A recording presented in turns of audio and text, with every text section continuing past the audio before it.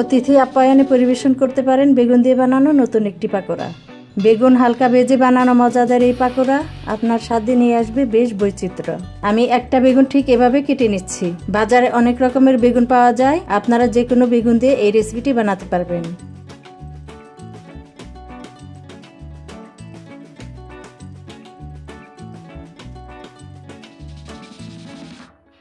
বেগুন কেটে নেওয়ার পর লাল রঙের একটা ক্যাপসিকামের অর্ধেকটা এভাবে কেটে নিচ্ছি। এই ক্যাপসিকামটা বাজারে এখন খুব বেশি পাওয়া যাচ্ছে, তাই কিনে রেখেছিলাম, সেটাই ব্যবহার করলাম। তবে আপনারা চাইলে ক্যাপসিকামটা বাদ দিয়ে বানাতে পারবেন।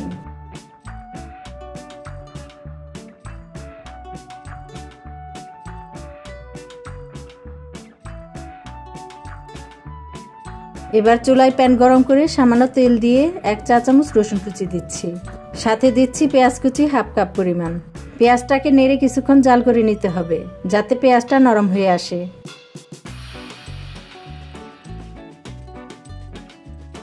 পেঁয়াজটা নরম হয়ে আসা শুরু করলে কেটে রাখা বেগুন পানি দিয়ে ভালোমতো ধুয়ে এখানে দিয়ে দিচ্ছি। এবার ভালোমতো নেড়ে জাল করে নিতে হবে। দিচ্ছি স্বাদ মতো লবণ। লবণ দেওয়ার পর দেখবেন বেগুনগুলো দ্রুত সিদ্ধ হয়ে আসবে।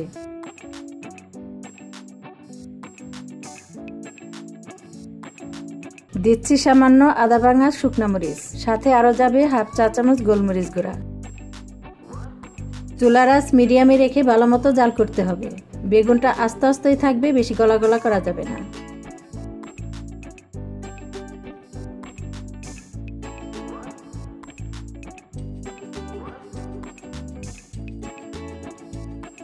বেগুন সিদ্ধ হয়ে আসা শুরু করলে দিচ্ছি লাল ক্যাপসিকাম। এই ক্যাপসিকামটা দেওয়ার কারণে দেখতে বেশ ভালো লাগে, আবার খেতেও বেশ ভালো লাগবে। হালকাভাবে নেড়ে কিছুক্ষণ জাল করে ভালোমতো ঠান্ডা করে নিতে হবে।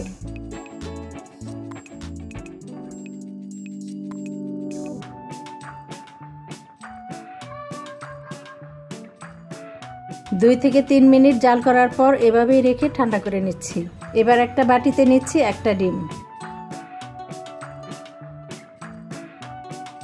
ডিমের সাথে দিচ্ছি সামান্য গোলমরিচ গুঁড়া, সামান্য লবণ, 1/2 চা চামচ লাল মরিচ গুঁড়া। এবার ভালোমতো সবকিছু মাখিয়ে নিচ্ছি।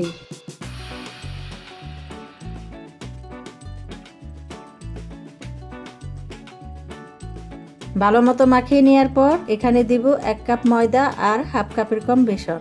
আপনারা চাইলে সামান্য চালের গুঁড়াও এখানে দিয়ে দিতে পারেন। এবার ভালোমতো মিশিয়ে নিচ্ছি।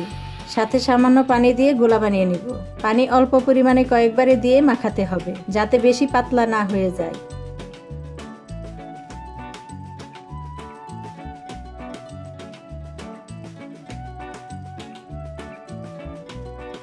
এবার ঠান্ডা করে রাখা বেগুনগুলো এখানে দিয়ে চামচ দিয়ে মাখিয়ে নিচ্ছি। ভিডিওতে যেরকম দেখা যাচ্ছে ঠিক এই পর্যায়ে ঘন থাকতে হবে, বেশি পাতলা হলে কিন্তু খেতে ভালো লাগবে না।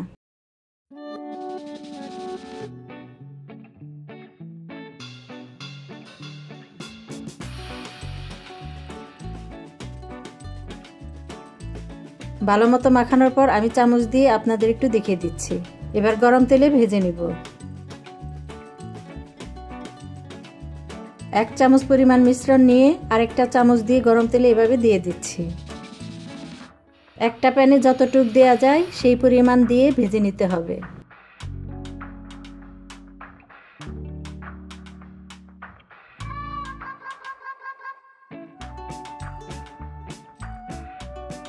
দুই পাশে সমান করে ভেজে নিচ্ছি, যাতে মুচমুচে হয়ে ভাজা হয়ে আসে।